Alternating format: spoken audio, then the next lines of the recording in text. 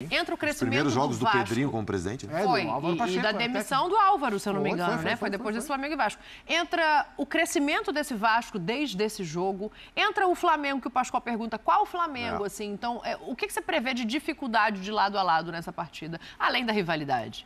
Eu acho que tudo isso que tu falou, Dani. Eu vejo o Flamengo não chegando no seu máximo, isso por motivos óbvios. Pelo jogo que teve no meio de semana, pelo jogo que vai ter no meio de semana. É um adversário difícil na Libertadores. E aí, do outro lado, o Vasco, em um momento muito melhor, em relação a ele mesmo, não em relação ao Flamengo, num momento muito melhor, já se afastando bem da zona de rebaixamento. Não, é nono. Numa semifinal de Copa do Brasil, porque se a gente for voltar no primeiro turno e pegar aquele jogo de 6-1, ali o Vasco estava com carimbo de rebaixado. Teve recente aquele imbróglio jurídico, né, da saída da 777, o Vasco perde para o Flamengo de 6, então hoje é um outro momento. Demite o treinador? Mas mesmo assim, deve dizer, o Vasco é favorito? Não.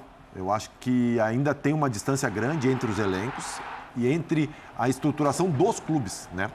Falando em processos, em organização, e eu acho que isso não é nenhum absurdo, porque é natural, né? O Pedrinho, ele assumiu o Vasco há pouco tempo e ainda, de certa forma, com as mãos atadas, né? Sim. Porque teve esse acordo para suspender a ação, mas ainda tem uma indefinição no Vasco, né? O Vasco vai trocar de acionista maioritário, mas ainda não se fez isso. Teria um aporte em setembro, que não vai ter, óbvio, né? Então, assim, o final do ano do Vasco, como que vai ser isso? Como que o Vasco vai gerir isso? Por isso que eu acho que é um jogo para empate. Não, no placar não era agora ainda. Já foi se antecipando. Que é isso? Já foi tirando o problema da frente. Você ficou nervoso com o Flamengo e Vasco, já falou logo do empate. O 6-1 foi um divisor de águas mesmo na temporada do Vasco, porque a partir dali tudo se chacoalhou. E a grande mudança que o Vasco tem do que ele era para o que ele é hoje, e isso é o mérito do Rafael Paiva, porque por mais que ele tenha recebido reforços, os reforços não jogam, né? Os jogadores, o Vasco que melhorou é o Vasco que o Rafael Paiva recebeu, e é um Vasco que é muito competitivo. A escalação desse jogo do Flamengo, eu estava olhando agora para a escalação de hoje. É mesmo? Muda... Flamengo? Não, o do 6-1 para agora. Ele estabelece o Hugo Moura e o Matheus Carvalho como os volantes titulares. Né? Antes estava jogando Galdames, jogando Esforço. Mudou Galdames, assim, esse é o time. O time é E ele transforma o time em um time competitivo. Essa é a marca do Vasco, do Rafael Paiva. E com um time competitivo, o Vasco é capaz de competir com o Flamengo. Com o Esforço jogando no meio campo essa última partida com o Atlético Paranaense. E eu não gostei, preferia que tivesse jogado o Matheus Cocão. Depois entrou o Cocão no final. E assim, a gente viu qual é o ponto fraco do Flamengo do ponto de vista defensivo. A bola cruzada na área. Para quem tem Pablo Verratti, para quem tem Lucas Piton, tá meio óbvio qual vai ser o caminho que o Vasco vai tentar explorar para encontrar o Verratti para tentar vencer o jogo. E aí talvez tenha um ponto interessante da gente observar pensando no jogo, porque provavelmente vai ser a estreia do Alexandro, né? Se tiver condição de jogo, já, obviamente, mas está regularizado, e o Ayrton Lucas, que é o único outro lateral esquerdo de disposição, está suspenso para a partida, assim. Acho que tem dois lados para olhar para isso. Um é entrosamento, é ritmo de jogo, que complica, e o outro é qualidade e característica. Assim, o Alexandre tem uma característica diferente do Ayrton Lucas, que é justamente de fechar e proteger a zaga, né? Pode ser, é um cara que não deve sentir jogo, porque o cara com a experiência do Alexandre, né? Para ele é até interessante estrear no Clássico, e ele deve bater com um lado do Vasco que tem o PH, tem o Paulo Henrique, que para mim é menos falado do que deveria, faz uma temporada bastante sólida. Acho que vai ser um jogo... Esse jogo aí também, o Pumita vacilou demais. O segundo gol, aquele gol de Pedro de peito... Tentando achar em que rodada foi esse jogo para olhar a escalação, eu não consigo. Sétima rodada. E eu acho que... Quer que eu te dê a escalação? O lateral direito do Vasco... Jogou com 3 zagueiros. Gosta muito do apoio. Eu acho que ele tem uma situação muito interessante para apoiar, jogar. É o cara que tem muito apoio. Nesse jogo do Vasco aí, o time entrou com um propósito. O propósito do time do Vasco era fazer um gol e segurar o Flamengo. E o grande equívoco foi esse. Você não faz um gol e segura o Flamengo. Tanto que a prova veio depois, com o Pedro em campo ainda, 6-1 no placar. A vergonha foi grande. Você sabe que perder de 1-0 é uma vergonha. Sim, claro. Mas de 6 a vergonha é muito maior. Ainda mais num clássico como esse, com essa perder de 6 é muito maior. E é claro que quem ganha até pode esquecer, mas quem perde não esquece. Não esquece. Então, isso fica travado na garganta do jogador. Claro que os caras vão pensar em dar a vida nesse jogo. Aliás, o Vasco tem dado a vida nos últimos jogos. O Vasco não perdeu nas últimas 5 rodadas do Brasileiro. Não, nos 3 últimos jogos, nos 3 contra o Atlético, é interessante, né? Nos 3 contra o Atlético Paranaense, mas é verdade, eles jogaram 3 vezes seguidas. Sim, né? Brasileiro e duas Copas do Brasil. O Vasco teve um empenho espetacular. Espetacular mesmo. É um time que luta muito. Mesmo perdendo para o Atlético Paranaense e depois buscando a vitória a classificação nos pênaltis, o Vasco foi muito, muito valente, gente. O Vasco foi valente, porque o segundo tempo do Atlético Paranaense era para emborcar o Vasco, mas aí o Léo Jardim pegou o impossível. Pegou o impossível. Agora, o que vai acontecer nesse jogo? Vai passar, na minha interpretação, não passa diretamente pela escalação do Vasco. O Vasco vai com o que ele tem. Porque o Vasco vai ter que botar o que ele tem de melhor. Até porque não joga no meio de semana, né? Verdade. Vai ter que botar o que tem de melhor. O Flamengo tem que dar uma repensada no time, uma repaginada no time, que jogou essa última partida contra o Bahia, para ver como encaminha. Mas eu acho que a questão é mais do meio para frente, não é? Porque, vamos lá, vamos pensar no Flamengo... Começa com o goleiro, vai mudar. Poupado. Vamos pensar no Já muda o Flamengo dos goleiro. poupados, vai. Já muda o goleiro. Vai ter o Rossi no gol, provavelmente. Na direita, Wesley ou Varela? O Varela voltou, descansou nesse jogo e deve jogar esse. Aí a dupla de zaga. Você tem opções ali para dupla de zaga. Você tem o Davi Luiz, se você precisar descansar algum dos zagueiros, o Fabrício ou o Léo.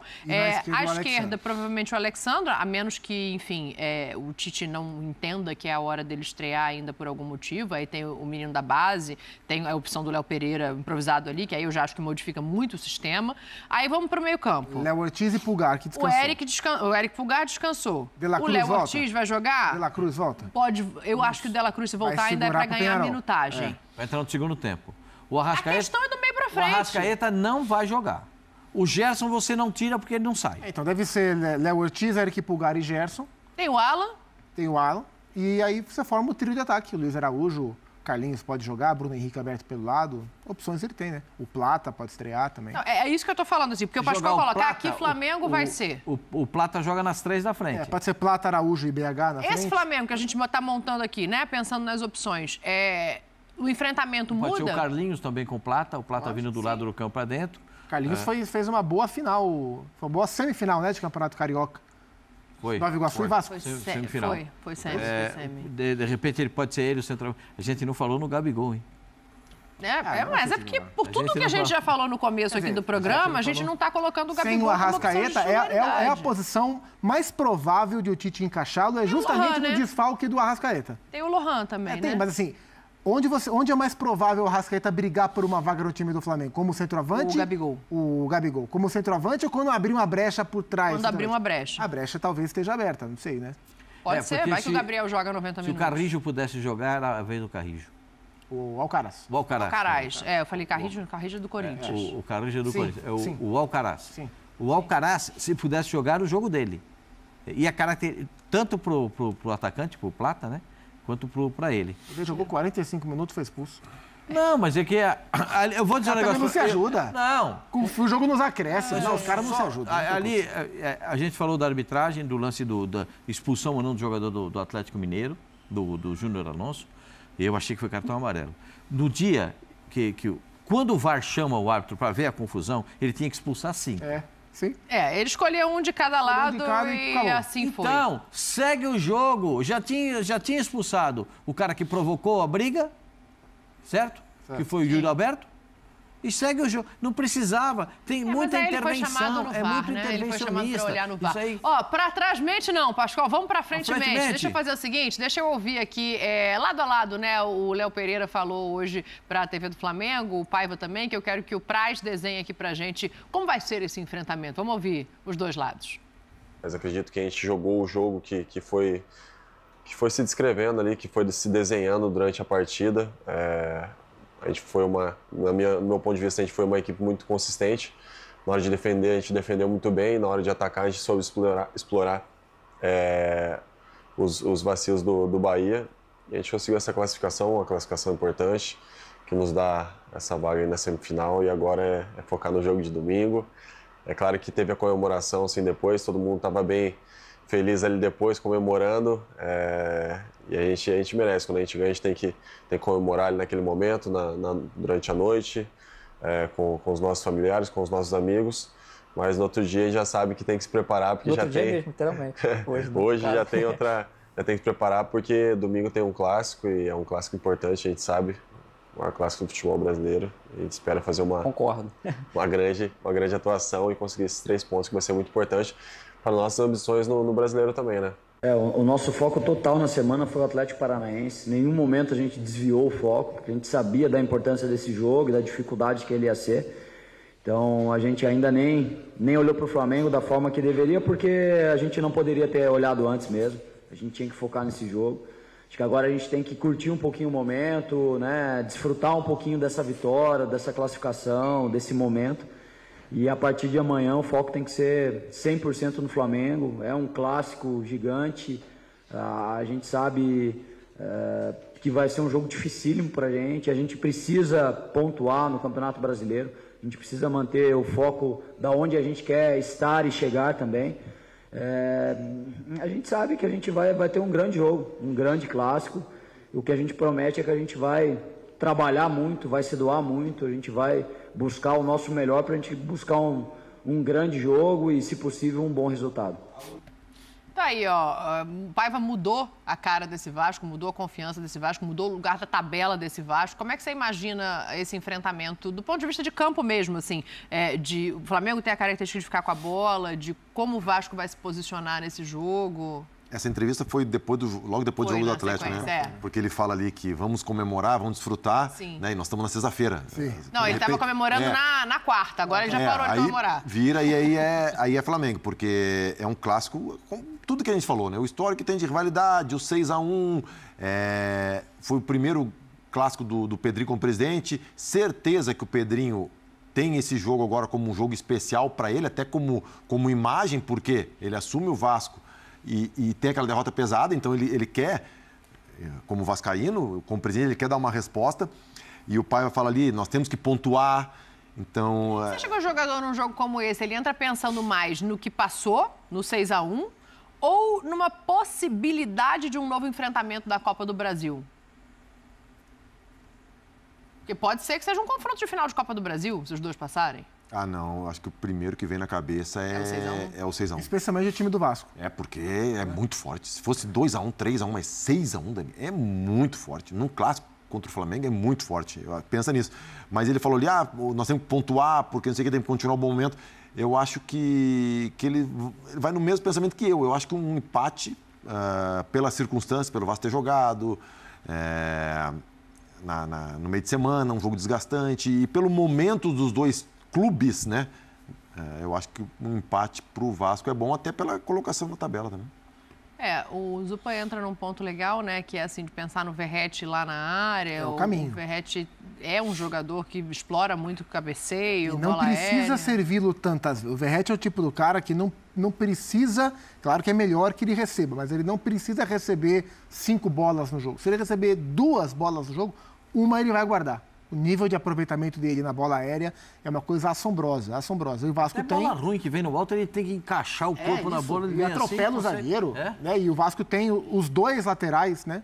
Mas especialmente o Piton. O Piton tem uma maneira de encontrar o Verratti, que é coisa rara. O PH também, mas o Piton mais. Certamente vai ser esse o caminho. Tenho dúvida se o Paiva vai com o Payet ou se ele vai com o meio campo mais reforçado, por ser o Flamengo. Né? Porque o Payet, no momento sem bola, para o tipo de jogo que o Vasco talvez tenha que fazer contra o Flamengo, talvez não seja a melhor escolha. É que o Adson não está jogando, né? Porque o Adson corria para o Payet, né? Agora... Ryan, David e o Verratti. O Ryan foi expulso na Copa do Brasil, mas pode jogar no Brasileiro. E o David é um cara que cresceu muito de produção nas mãos do Rafael Paiva. O Vasco vai competir contra o Flamengo. Não sei se vai ganhar. Vai competir, né? Não imagino o Vasco que não vai competiu. Brigar pela posse. Porque o Vasco não competiu. 6-1 foi isso, foi uma ausência de competição por parte do Vasco. Mas dali pra frente hoje esse time compete, né, contra qualquer um. A situação é completamente diferente daquele jogo, né? Sim.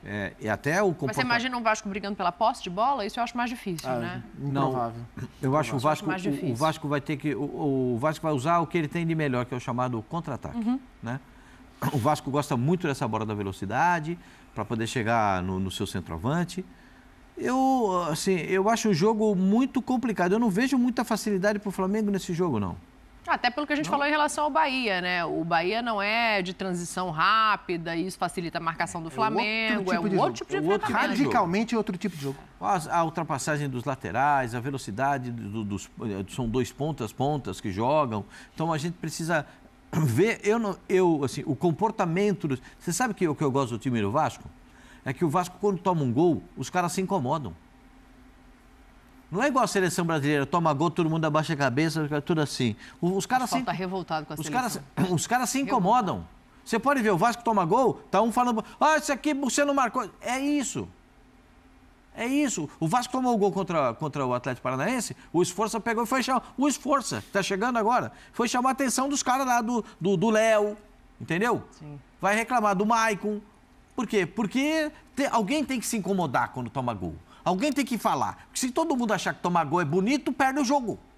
Que foi o que aconteceu no 6x1. Tomou de 6. É. Então, tem que se incomodar com isso. Tem que se incomodar com o jogo. O jogador que chega acomodado para fazer um jogo dessa importância, melhor nem jogar.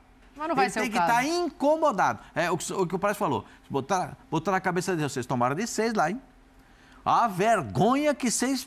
O Pedrinho pode falar. A vergonha... Porque o presidente não precisa ir todo dia no vestiário, não. Mas de vez em quando é bom ir. Esse é um dia bom para ir lá. Ó a vergonha que vocês me fizeram passar. Eu quero ver o que vocês vão fazer lá hoje. Dito isso... 2x1 Flamengo. Ué, mas falou que vai brigar, que vai não sei o quê, que vai competir, que vai se incomodar de tomar gol e 2x1 Flamengo? Como é que é isso? Como, minha senhora? É só uma reflexão a respeito do jogo. Entendi. Tá bom, então. O Praz já se adiantou. Você quer repensar seu placar? Não, 1x1. 1x1? Esse 1x1 dele não tá saindo com muita convicção. O mandante é o Flamengo? O mandante é o Flamengo. 1 para o Flamengo, 2 para o Vasco. Ó. Uma vitória do Vasco. Jesus! Você perguntou quem era o mandante? Pra quê, fazer então? 1x2. Para fazer o fazer ao contrário, o placar 1x2. Ah, entendi. Esse time do Vasco, ele compete. Compete acho e honesto, Maracanã, o Flamengo e Vasco, isso, um Maracanã que fica muito mais parelho do que com outras torcidas. Com outras torcidas, o Flamengo manda no Maracanã. Dito isso, tá na hora da gente ir embora, não é isso? Falta alguma coisa? Vamos segurar aqui, o Sport Center falou, ó... Convidou as pessoas.